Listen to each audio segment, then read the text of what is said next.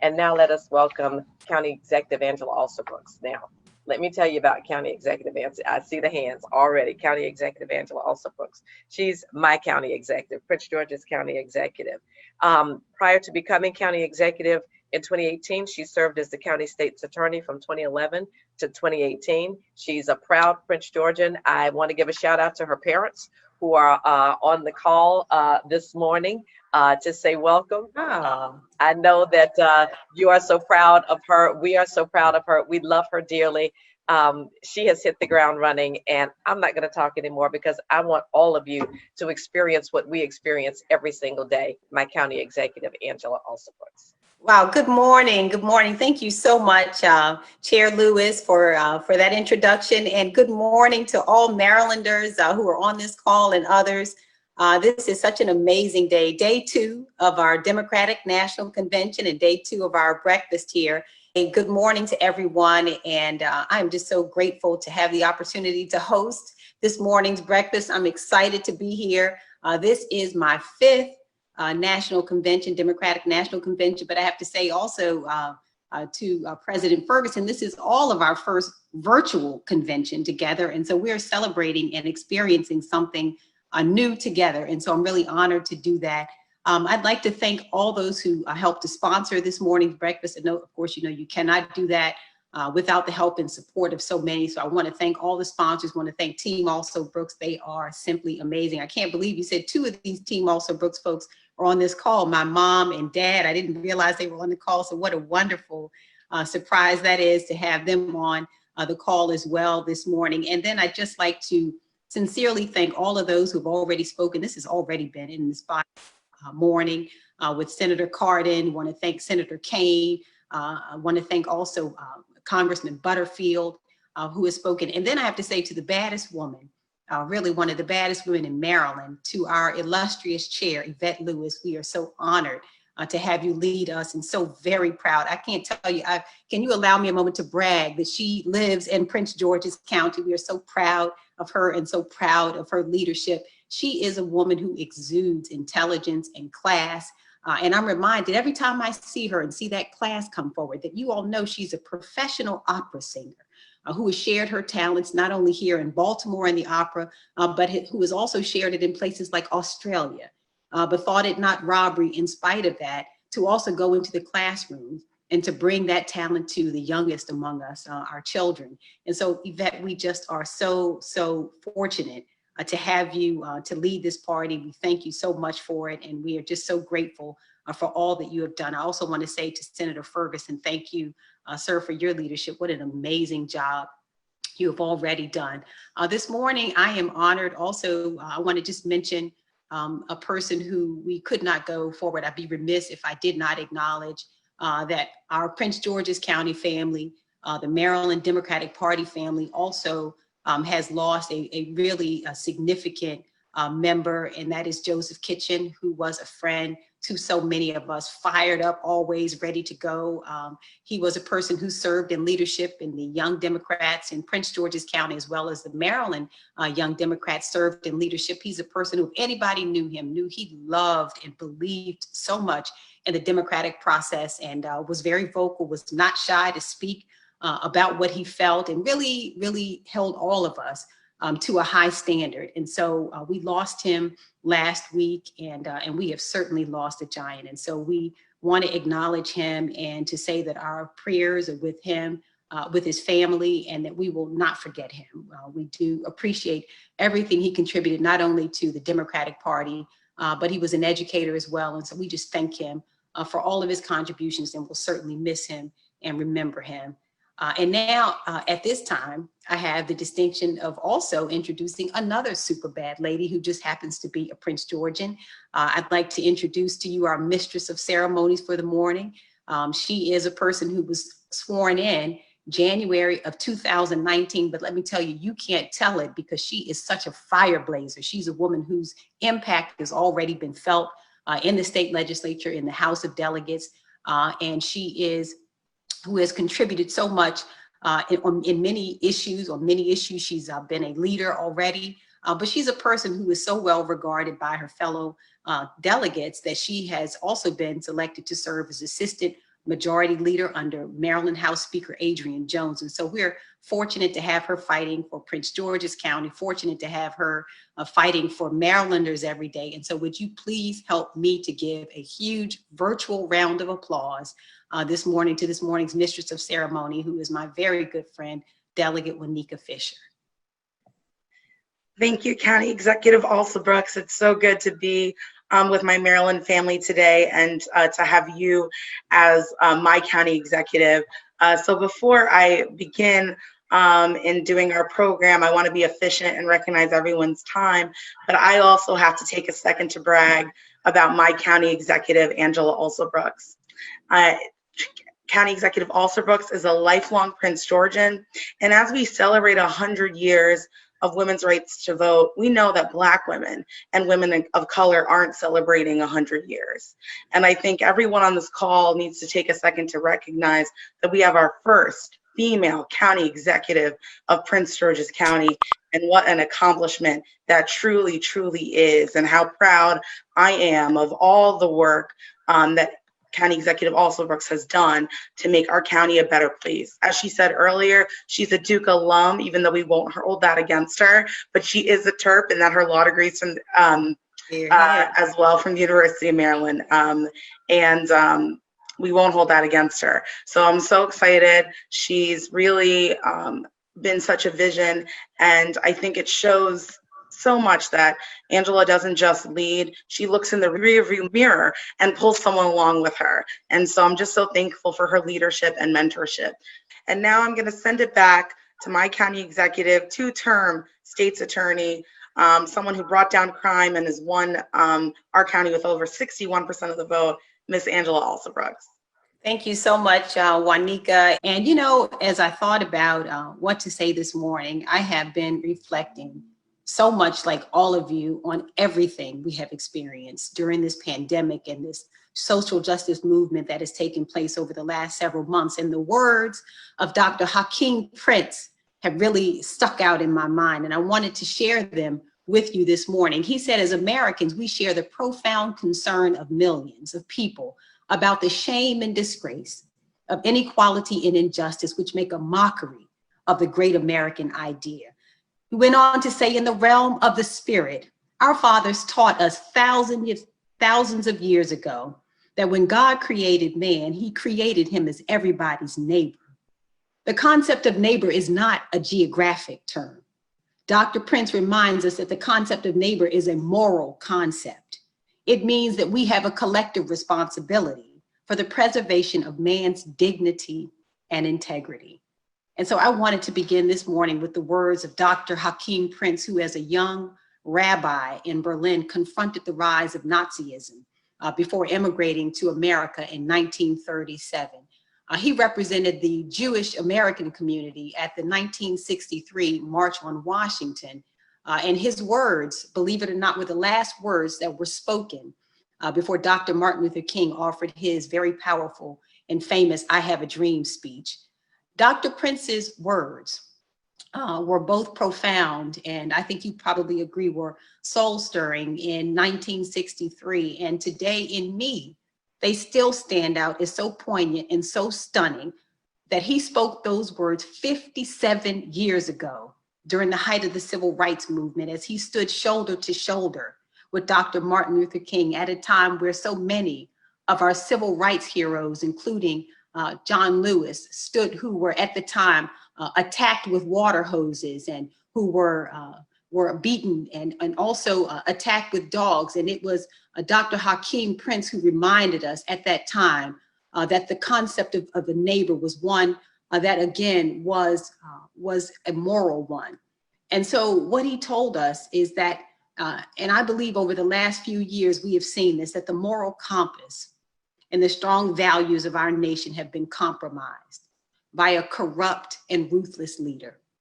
And many of you may hear the word ruthless and wonder what we mean by that. But I have a friend who is a psychologist who graduated from school with me, and she told me something that was very powerful. Reminded me about the word ruthless. And she explained that children developmentally by the age of 9 develop the ability to empathize with other people. They develop the ability to care for and to feel for other people. And she told me that if you don't develop that by the age of 9, there's a great chance that you never will, that it can be interrupted by trauma or some other life experience, but that if you don't develop it at the age of 9, you never will. And she explained to me that the ability to empathize, to feel for other people is called our Ruth. And so a person who does not have that is known as ruthless. And without a shadow of a doubt, I believe that our president is a ruthless leader. He doesn't care or empathize with other people. He only cares for himself. But as Americans, Marylanders, and Democrats, we're crystal clear about what our values are, what our morals are.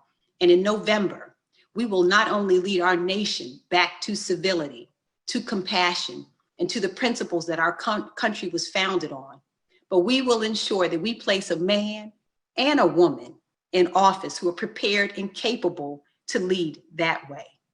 This is an important time for us.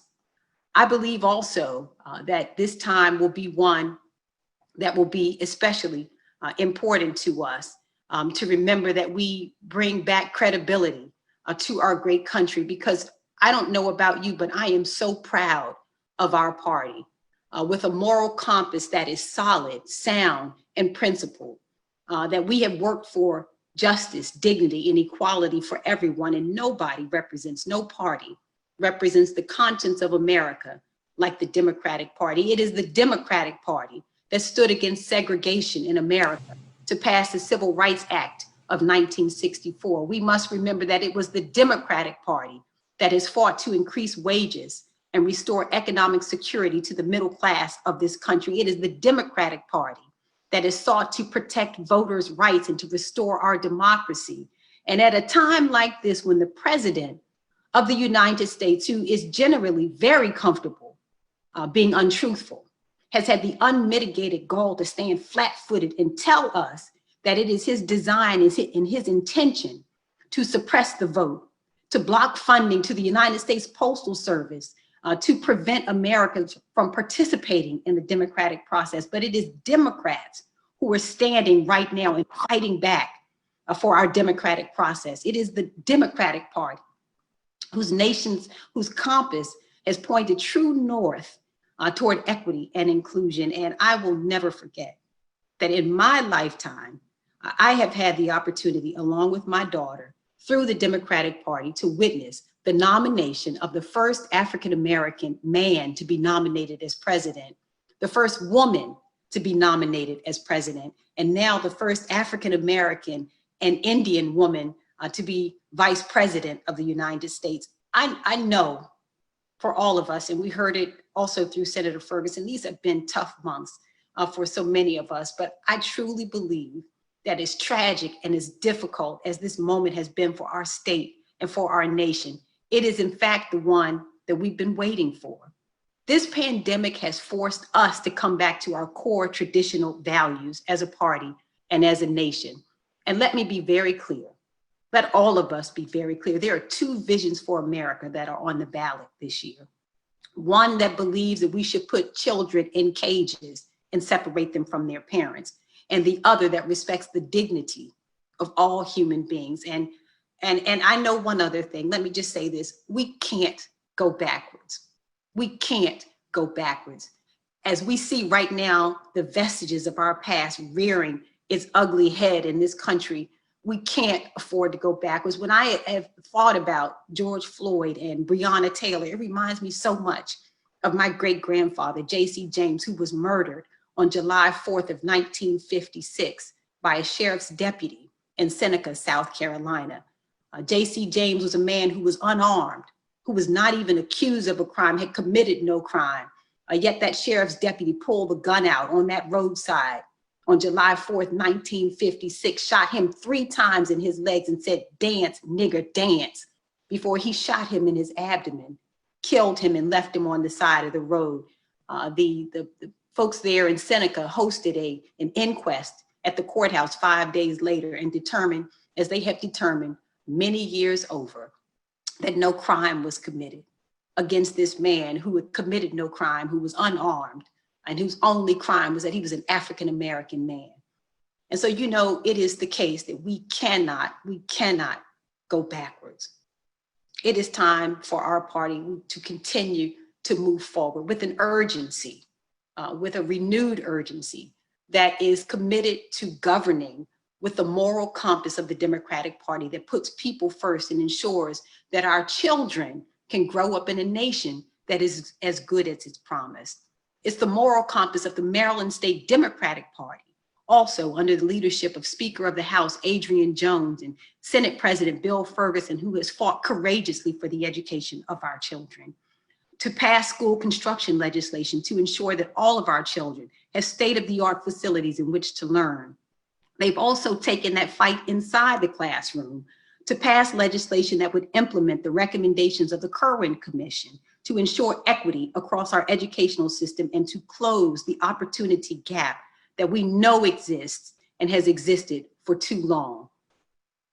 I have to tell you also that I have always believed, and the truth of the matter is I wouldn't be here if it were not so, that education is the great equalizer. And we must ensure that every child receives the education they need in order to be able to pick up the torch and lead us into tomorrow. The moral compass of our party is also one that tells us that everyone should have an equal chance to lead at the local, state, and federal level. And what our party has acknowledged, and I'm so grateful for this, is that women are often the backbone and the conscience of the Democratic Party. It is women who have stepped in the gaps when nobody else would, or in some cases could. And if you don't believe me, let's just look at Alabama in late 2017 when the president openly endorsed Judge Roy Moore. Judge Roy Moore was so notorious and so awful that he had to be banned from the local shopping mall because he was believed to be a dangerous sexual predator and pedophile. And I have to tell you that the women of Alabama, they didn't come out and decide that they were going to advertise that a whooping was coming. They didn't sell wolf tickets on MSNBC or CNN or on television, but they did what we must do on November 3rd, and they showed up in force on Election Day, and they corrected that situation. You can look to the women of Virginia, who after Trump took office, not only showed up to vote, but they stepped up to run for office. And despite some really awful attacks against the women there, women won 11 of the 15 seats that were up that year for the state legislature that were open. In fact, they helped flip the legislature for the first time in a generation. And as soon as they were sworn in, they got to work passing critical legislation, including gun control reform, laws to protect the rights of women, families, and immigrants, as well as legislation to improve transportation and safety. The women got to work. And that's why I am so proud that our party recognizes the critical role of women. And our next president, Joe Biden, has elevated Senator Kamala Harris to make history as the first woman and first Black and Indian American woman to be vice president of the United States. And I'm also proud that we will have the opportunity to restore dignity to the White House and to our nation. My parents are watching this morning, and my father, who is 72 years old, said something to me that was so profound. He said, "Little fella." He calls me little fella because he desperately wanted a son, and he got 2 daughters, and so he still calls me little fella. And he said, "You know, I have lived to see many presidents. And in fact, I didn't even agree with all of them. But he said, you know, I have never experienced a president who I thought didn't love our country. And that this was the first time in his lifetime that he's seen a president that he doesn't feel loves our country." And I believe that he's right about this. In fact, it was so evident during this pandemic when this president quite literally let us die. Almost 170,000 of us. These are not numbers, these are our loved ones, mothers, fathers, sisters, colleagues, friends, children, who this president has allowed to die. And he has never once expressed empathy for those who have lost their lives. He's never offered a kind or consoling word or a thoughtful strategy about how to get us through this crisis. To him, it is what it is. And what is appalling is that while Americans are dying, trying to put food on their tables and land a job, he's stoking the flames of racial division. calling those who've been protesting for their right to walk in public, sleep in public, bird watch in public, thugs and bad people. But you know what? We know who we are. And we know for sure that we are stronger together. And Congressman John Lewis said it best when he said, I believe race is too heavy a burden to carry into the 21st century. It's time to lay it down. We all came here in different ships, but now we're all in the same boat. And in this pandemic, we have now shared concerns that have come to the surface. There's not a parent alive, and never a parent that I've spoken to who's not concerned about the quality of their child's education in a similar manner. There's not a single person who's not been touched in some way by the sickness or loss of a family member, friend, or colleague or acquaintance. Many of us share now, as a result of this pandemic, the same uncertainty, fear, and worry about the future. But this election will be the final test. This president and his administration have already shown us everything we need to know. He's shown us what he thinks of hardworking immigrants seeking a better life. He's shown us what he thinks of women, and he's shown us the value he puts on American lives. And so there's nothing else for us to consider. And now it's time for us to decide what kind of America we really are, what our moral compass is made of. We can no longer hide from it because the character of our nation is now on display for the whole world to see. And this election will articulate who we are. When we fill out our ballots, please understand that the very character of America will be before you. And I want to make it clear that there will be no way to undo what happens in November. And now, maybe for some of you, you'll see it, but I got to tell you that I am fastly approaching. I'm a middle-aged lady. And so at least in my lifetime, there will be no way to undo what we see. So now more than ever, the Democratic Party, the People's Party, has to carry our message across the state and nation. We have to ensure that everyone has the opportunity to vote. We don't need the games. And we have to support and uplift Vice President Joe Biden and Senator Kamala Harris and all of our friends and colleagues who are on the ballot in November. I couldn't be any more proud, most especially to be a Prince Georgian, but I am so proud to be a Marylander.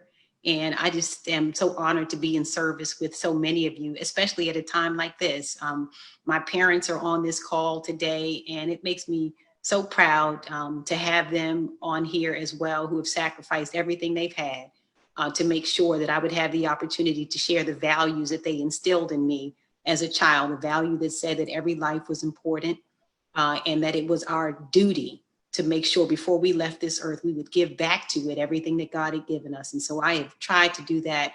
And it just really does make me so full of joy that they are able to see the sacrifices that they've made. I think the congressman said it best: when we are so clear about what our job is over these days until November 3rd, it couldn't be any more clear what we must do together, and that we should take absolutely nothing for granted. I will never forget the feeling, that pit I had in my stomach the night of that election in 2016. We can never go back there again. And we can't take anything for granted. And so we must work now like our lives depend on it, because we know quite literally they do. This man who has allowed 170,000 of us to die without a single word of care or concern. He's a ruthless leader who must be replaced. And so we now have to work when we leave here like nobody's business to get Vice President Biden elected, as well as Senator Kamala Harris elected as president and vice president, and to take back our country from this man. So again, I thank you, everyone.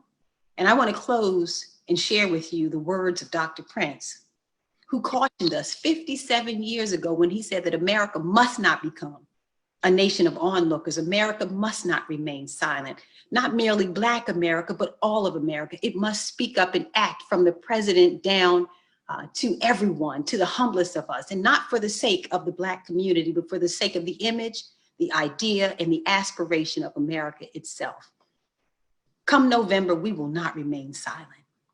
And we will make sure that the America we envision prevails.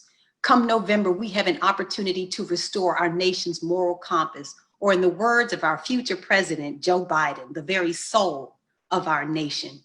And come November, we have an opportunity to turn the page on this chapter in history and build back better and stronger than ever before. I know you're with me, and I want to thank all of you for everything that you have done. Thank you so much again to our party chair for her strong leadership. Let's go get him. And, you know, may God continue to bless. It is my prayer that he will continue to bless each of you, that he will bless your families during this time, and that he will bless our state and our nation. Thank you so much for the opportunity to speak this morning. Thank you. Thank you for those amazing words, County Executive Alsobrooks. Thank you for outlining our moral purpose to take us to the polls.